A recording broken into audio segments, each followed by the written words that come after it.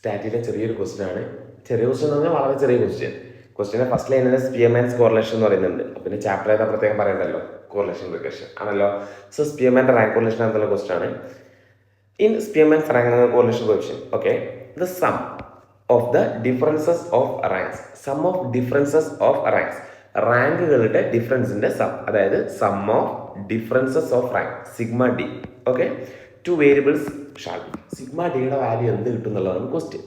Okay, sigma D എങ്ങനെ നമ്മൾ normally കാണുക?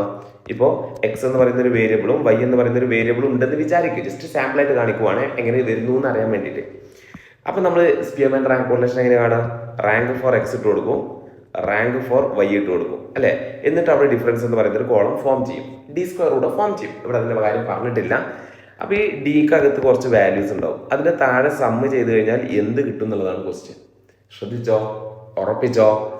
ഡി എന്ന് പറയുന്ന കോളത്തിൻ്റെ താഴെ സമ്മ് ചെയ്ത് കഴിഞ്ഞാൽ എനിക്ക് കിട്ടുന്ന വാല്യൂ 0 ആണ്. കാരണം ആ ഡിഫറൻസിനകത്ത് ആ റാങ്കുകളുടെ ഡിഫറൻസിനകത്ത് പോസിറ്റീവ് വരും, നെഗറ്റീവ് വരും. സോ അത് സം ചെയ്ത് കഴിയുമ്പോൾ എനിക്ക് ഫൈനലി കിട്ടുന്ന ആൻസർ എന്ന് പറഞ്ഞാൽ 0 ആണ്. ഓക്കെ, സോ നിങ്ങൾക്ക് ഡൗട്ട് ഉണ്ടെങ്കിൽ ജസ്റ്റ് ഒരു എക്സാമ്പിൾ എടുത്ത് ചെയ്ത് നോക്കാം.